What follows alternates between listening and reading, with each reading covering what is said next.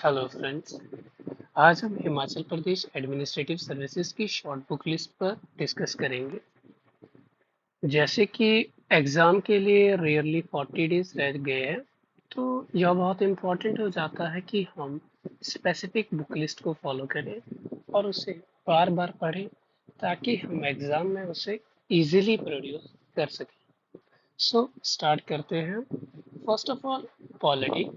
Polity में आप केवल एकमात्र एम लक्ष्मीकांत पर रिलाई कर सकते हैं, क्योंकि जो क्वेश्चंस है वो फैक्चुअल है और स्टैटिक है।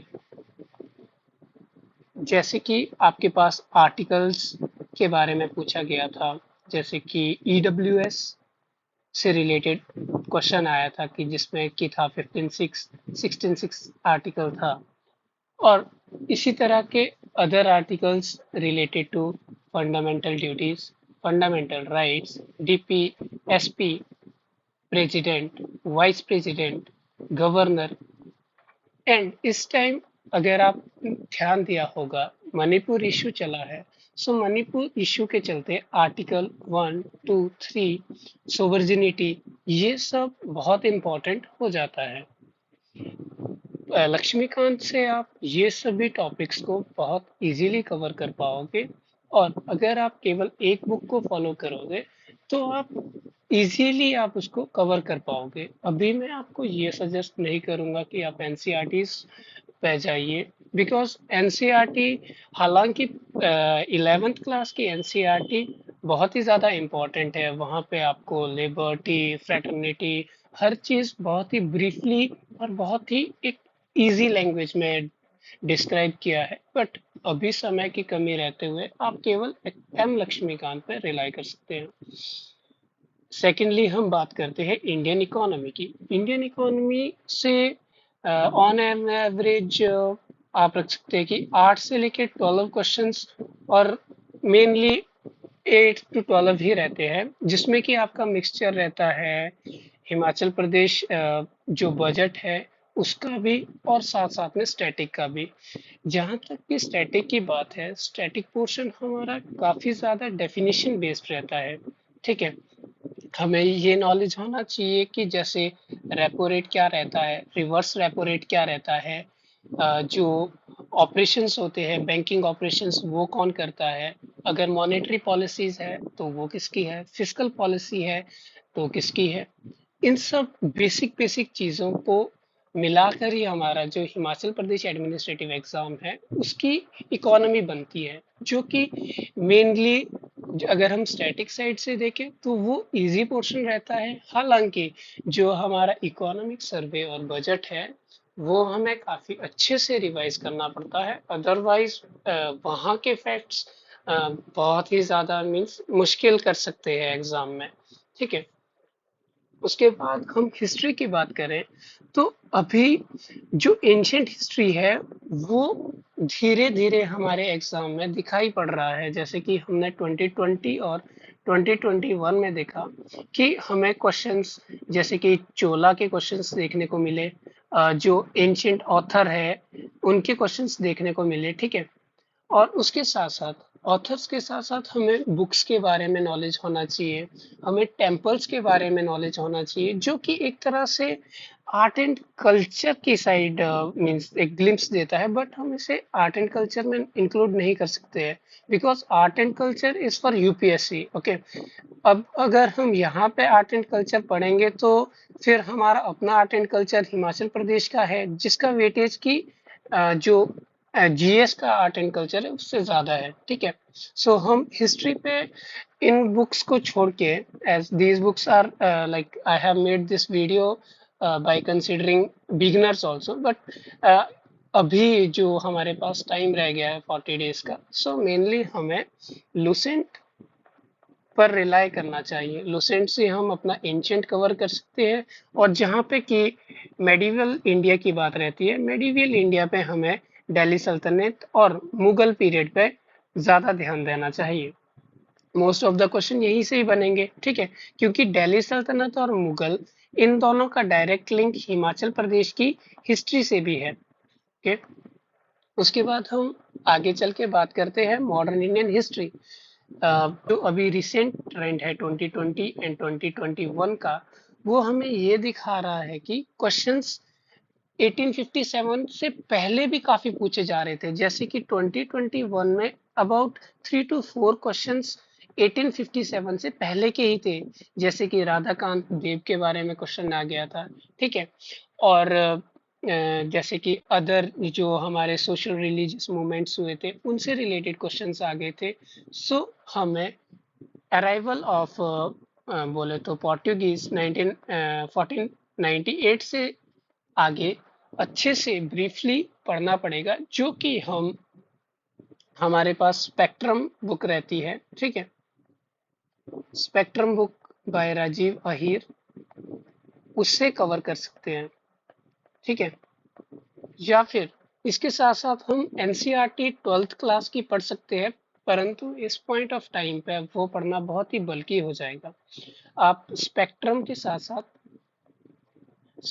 साथ साथ आप लूसेंट की हेल्प ले सकते हो, जिसमें कि आपका फैक्ट अच्छे से कवर हो जाएगा। उसके बाद बात आती है जियोग्राफी की।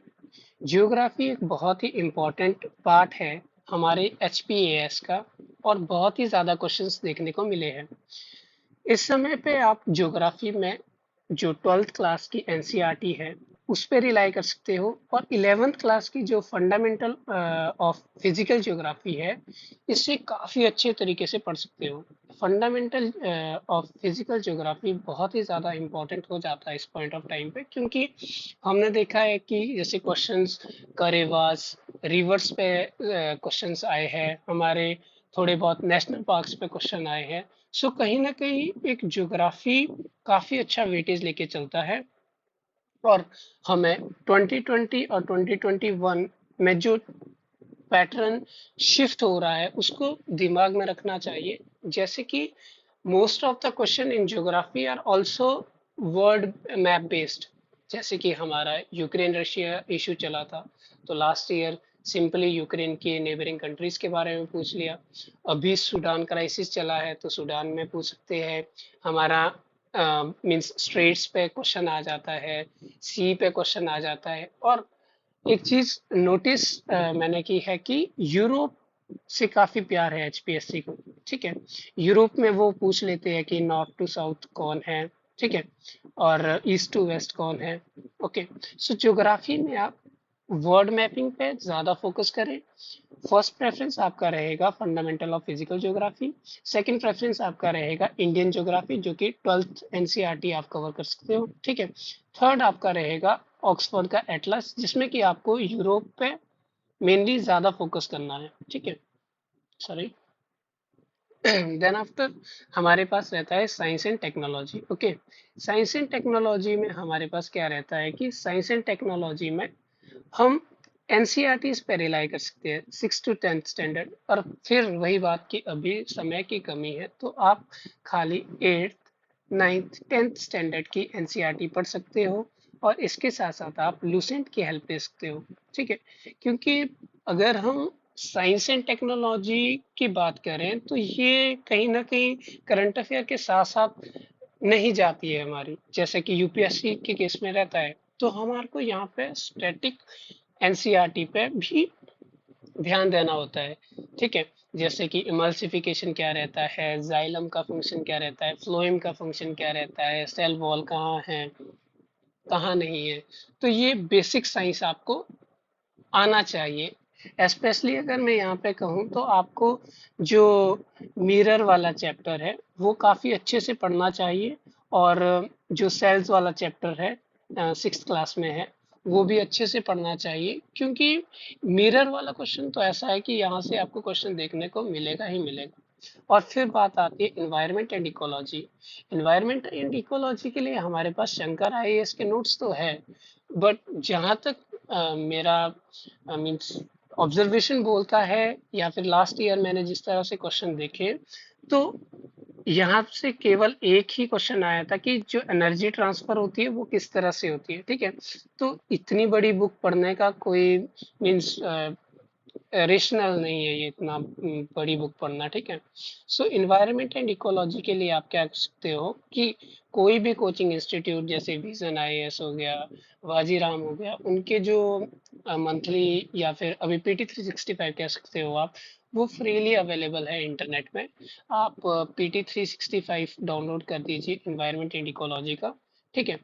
एंड उससे ही आप बेसिक बेसिक जो डेफिनेशंस है उसको कवर कीजिए, ठीक है। इससे क्या रहेगा कि आपका करंट अफेयर भी कवर हो जाएगा और साथ साथ में स्टैटिक भी कवर हो जाएगा, ठीक है।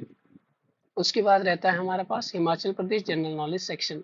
देखिए, wonderland Himachal by Jagmohan Balokra is like M Laxmikanth in polity, okay. So wonderland को तो हम इग्नोर बिल्कुल भी नहीं कर सकते, पर जैसे कि आपके पास थोड़ा टाइम कम है, तो आप अपना मीन्स टाइम बचाने के लिए अब मेरा जहाँ तक मानना है कि आप सभी ने या तो जगमोहन बलोकड़ा कवर कर दी होगी, या फिर आपने कोई और अल्टरनेटिव बुक या सोर्स ढूंढ लिए होंगे। फिर भी जो नहीं ढूंढ पाया है, सो आप जोग्टा अकेडमी की बुक को फॉलो कर सकते हो। 250 पेजेस है, ठीक है, और आपका 40 डेज है, ठीक है। तो आप अच्छे से इसे 40 डेज में कवर कर पाओगे। इसमें मैक्सिमम जो रेलेवेंट चीजें हैं, जो भी जगमोहन लोकड़ा में रेलेवेंट चीजें हैं, वही उसी का ही करक्स हम कह सकते हैं कि चोपटा एकेडमी की बुक है, ठीक है। और एक बहुत ही इम्पोर्टेंट, बहुत ही ज्यादा इम्पोर्टेंट रहता है हमारा इकोनॉमिक सर्वे एंड बजट।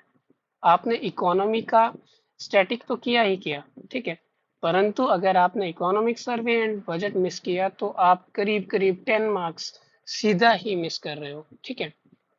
अब बात आती है कि हिमाचल प्रदेश जगमोहन बलोकड़ा तो सब कह देते हैं, जोग्टा एकेडमी की बुक कह देते हैं, ठीक है, परंतु इतने कम टाइम में इतना सब कवर करना ह्यूमनली पॉसिबल नहीं है, ठीक है। सो टाइम बचाने के लिए मैंने अपने प्रीवियस एनालिसिस से कुछ इंपॉर्टेंट पॉइंट्स नोट डाउन किए हैं, जिन पॉइंट्स पे आप फोकस करके इजीली मींस आप अपना सिलेबस कवर कर सकते हैं और इम्पोर्टेंट डोमेन्स को कवर कर सकते हैं। हालांकि जो अनसर्टेनिटी है वो तो आपको पता है, वो तो रहेगी फिर भी, परंतु फिर भी काफी हद तक एक हेल्प हो जाएगी।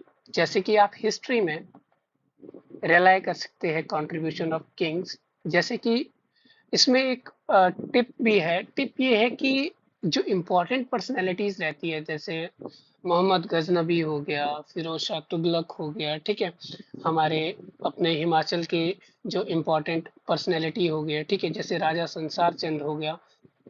राजा संसार चंद पे डायरेक्टली क्वेश्चन आया था, ठीक है।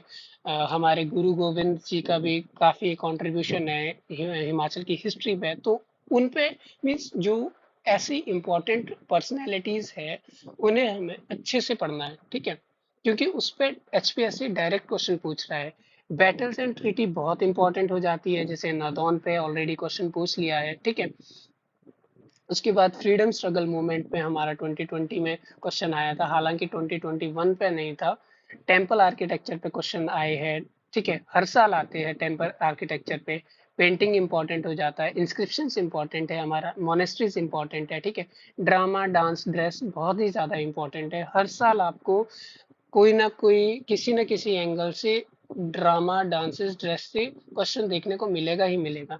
बुक्स इंपॉर्टेंट हो जाती है, फेयर्स एंड फेस्टिवल्स इंपॉर्टेंट हो जाते हैं। मेनली जो हमारा फोकस है, that should be on art and culture of Himachal Pradesh plus geography of Himachal Pradesh, which I will discuss here. Geography में हमारे पास rivers, valleys, Himalayan regions, wildlife sanctuary, biosphere reserve, passes, peaks, lakes, population census, हमारे glaciers हो गए, बहुत ज़्यादा important है। But यहाँ पे आपको काफ़ी अलर्ट रहने की ज़रूरत है। अलर्ट रहने का मतलब ये नहीं कि आप सीधा हिमाचल दर्पण ले आओ और आप फैक्ट्स को क्रैम करने लग जाओ।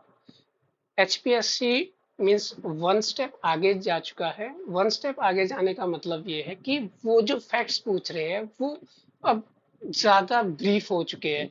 जैसे कि मान लीजिए लोहरी प्रोजेक्ट है, वो बोल देंगे कि लोहरी प्रोजेक्ट इस साइड पे है, जो हमारा नाथपा जाखड़ी प्रोजेक्ट है वो उस साइड पे है। शानन प्रोजेक्ट की हाइट बता देगा। फिर आपको ढूंढना पड़ेगा कि इनमें से कि कौन सा सही है कौन सा गलत है, ठीक है। सो आप जब पढ़ रहे हो, जैसे आप फॉर एग्जांपल लूरी प्रोजेक्ट के बारे में पढ़ रहे हो, ये तो आपको पढ़ना ही है कि इसका कैपेसिटी कितना है, किस रिवर पे है, मींस सराउंडिंग कोई बड़ा टाउन या कोई सिटी है कि नहीं है, ठीक है।